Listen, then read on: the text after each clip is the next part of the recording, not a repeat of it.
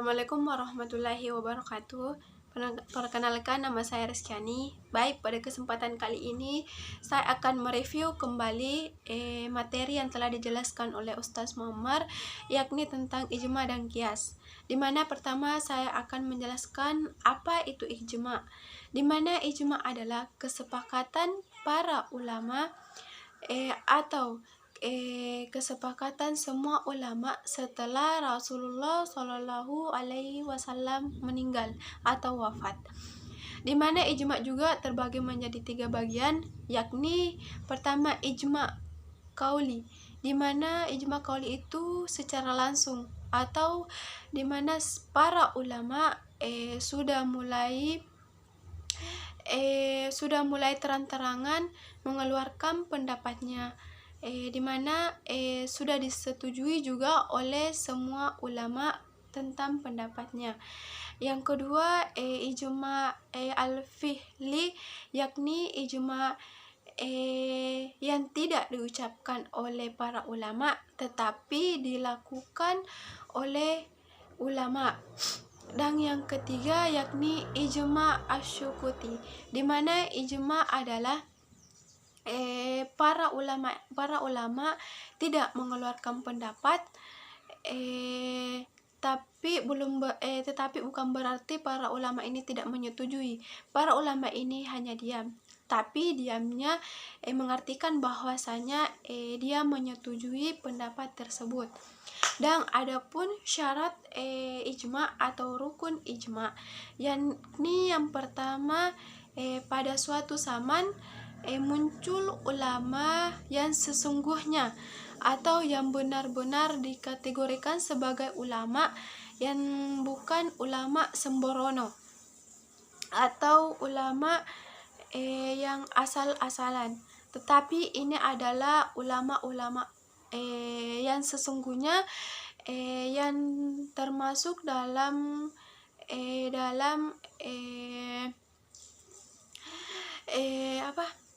perangkap di dalam mujtahid.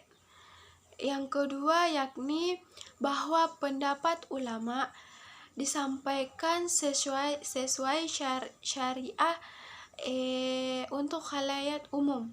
Dan yang ketiga yakni mereka sepakat pada hukum syariah pada suatu atau sebuah persoalan, yakni semua atau bisa dikatakan bahwa semua ulama sepakat pada hukum atau persoalan tersebut. Tidak ada yang tidak sepakat, semua sepakat. Yakni dan kita berpindah kepada qiyas, di mana qiyas adalah suatu hukum pada peristiwa atau kejadian yang tidak memiliki dasar nas, yang dibandingkan dengan suatu kejadian atau peristiwa yang sudah ditetapkan hukum berdasarkan nasnya. Dan di sini juga ada persamaan ilatnya.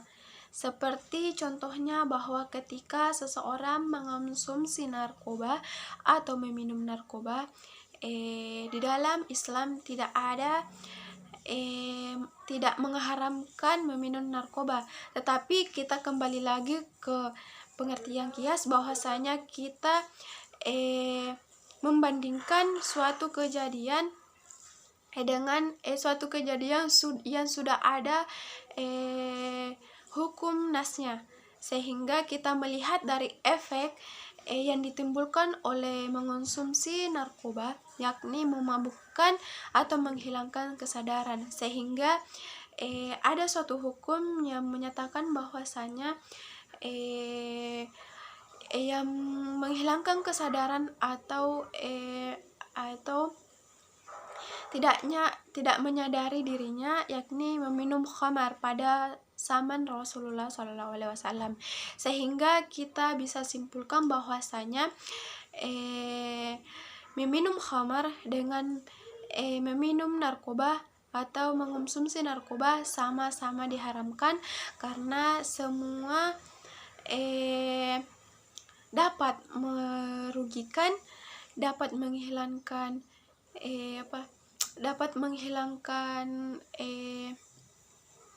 daya ingat, dan hilangnya kesadaran diakibatkan mengonsumsi yang namanya narkoba atau khamar yang sama-sama menghilangkan kesadaran.